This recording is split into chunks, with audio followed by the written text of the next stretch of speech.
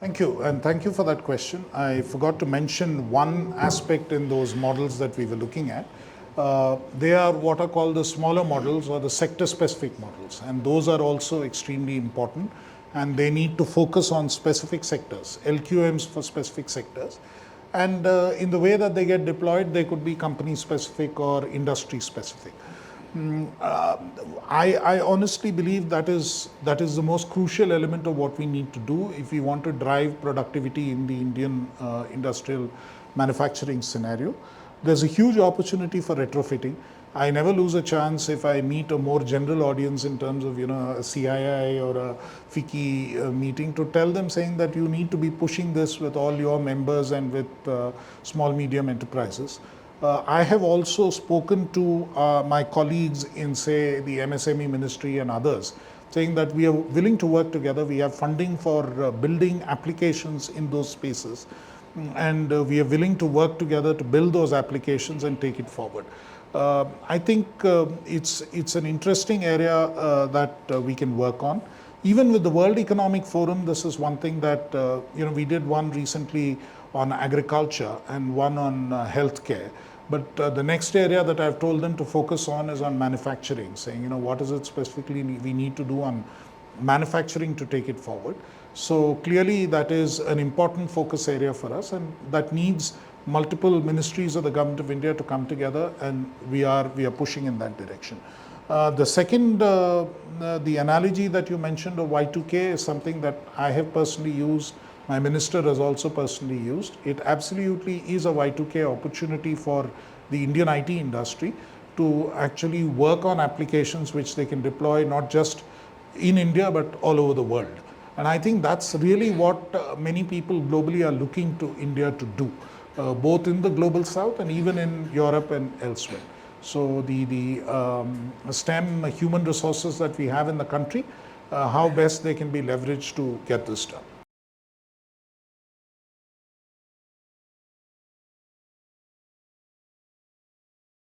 I think one of the big initiatives, which is why one of the more low-key initiatives but bigger initiatives that we are doing as part of the AI mission is the datasets platform. It's called AI Kosh, and we are pushing to get at least about 500 datasets together with curated data, anonymized and interoperable, so that you can sort of use it and work on it. We are putting this platform together. Some of it, quite honestly, is internal resistance within government. We've always been reluctant to share data. One of the important reasons which I've always believed is that you don't want people to find out how well or how badly you performed, actually probably how badly you performed. So I think that's probably one reason why we hesitate to actually share a lot of data, and you find different reasons why you don't want to share it. But I think with anonymization tools, we should be able to share this data more effectively.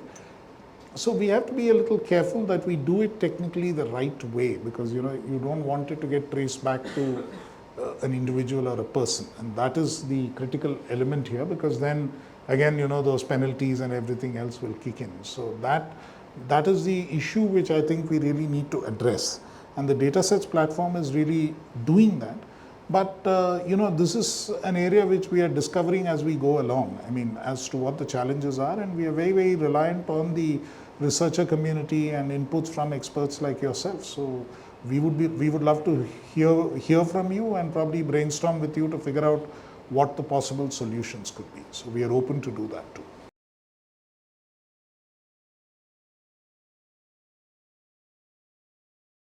Now, on the data sets, I think you'll have to just await the rollout of the AI Kosh, which is going to happen shortly. And like I said, once you see it and if there are further suggestions, we can continue to work on improving it. So that issue in terms of what data sets will get shared, you will know, and we are trying to open up as many data sets within government as we can. Things like some of the creator content of, say, AIR, Doordarshan and things, there will be the copyright issues also which need to be addressed. So we have to find an enabling way of doing it, but we are working on it. Now, the other part of research that you mentioned, there is one vertical in the AI mission which is basically about skilling, which also funds research projects. To be honest with you, we are disappointed that although we offered 100 PhDs across universities, we have not found enough applications to actually take up the research fellowships and research grants that we have provided. So we are open. I've asked our people to re-advertise it, and if you come up with an institute or where you want to do something of this kind, we are open to it. We can do even more. The gentleman before... Community, this is entirely about community engagement. Across various spheres, we've engaged with the community. We are constantly in conversation, and I think with the India AI mission, you can reach out through their portal, and if there is a problem, do get back to us.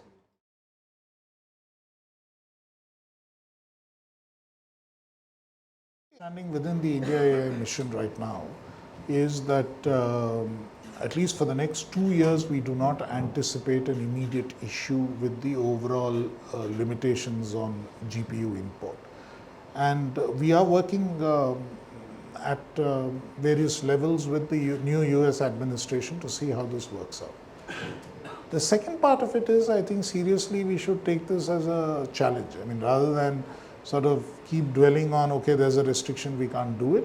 I think my minister has also indicated that we will work on our own GPU architecture, or we will work on our own architecture which we can build a India-specific chip for this purpose. That is something again which we are starting up on. So I think we need to sort of that strategic autonomy in some of this technology is something that we have to build. We can't get away from it. And as you rightly pointed out, we have to build the whole stack. It can't be just one element, applications or otherwise. So starting from the hardware, the compute facility, right now it may be initially imported, but you'll have to have a strategic autonomy in terms of an option of an India chip. Both the chips to silicon chips to system project of the ministry. We are funding through both a network of institutions led by IIT Madras and the CDAC. We have a chips to startup program where both in RISC-V architecture we have developed chips, the Shakti and Vega processors. So we have to advance further on those and see where we can go. So clearly in that space work needs to be done. Applications are the easier end of it. LLMs again are both in terms of what knowledge from India we need to traditional knowledge, we need to bring in culturally specific knowledge, we need to bring in all of that. So all of these aspects we need to work on together. And what you mentioned is clearly an important point of developing a full stack.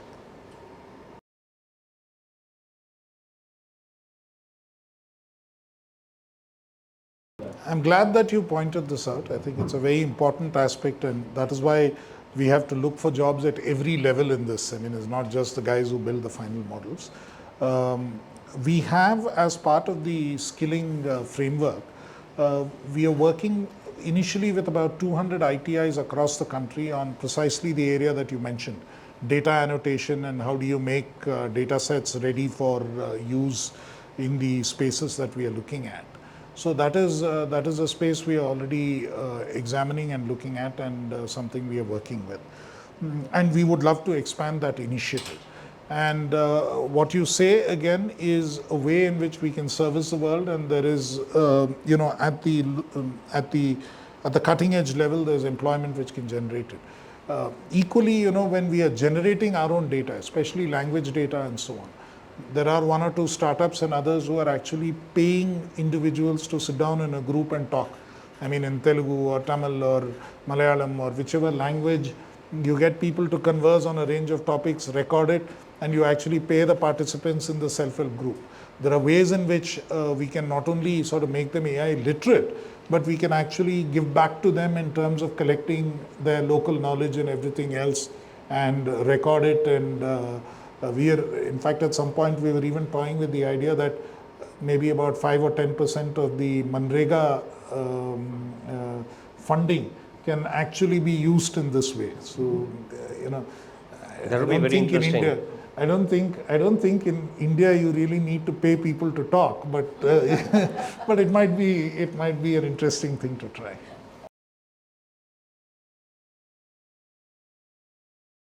I think, look, I mean, the tariffs have really hit certain economies.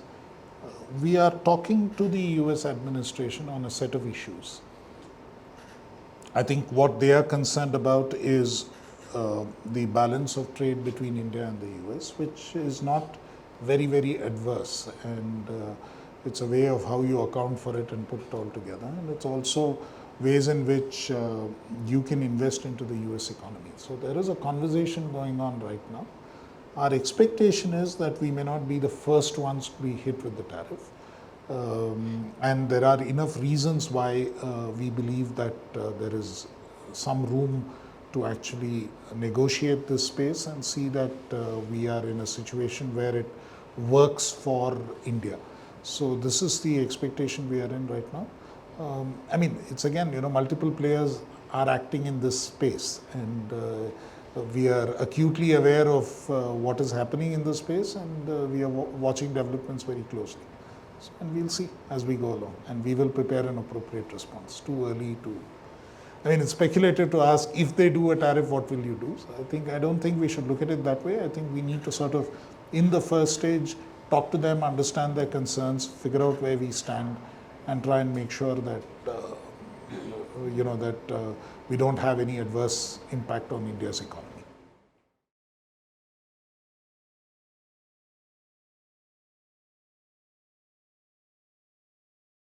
The first one on the digital competition bill, I think that is really the remit of the Ministry of Corporate Affairs. They had circulated a report of a committee that they had established with a draft bill earlier. And we also consulted with industry at that stage. And the feeling was that it was a little premature in the Indian context to look at ex ante regulation for digital competition, because it may be a dampener on innovation. That is the impression from the industry that we got. But in any case, at that stage, they didn't actually finally prepare a bill, and they said we will come back for interministerial consultations when a bill actually gets ready. We've not heard back from them yet.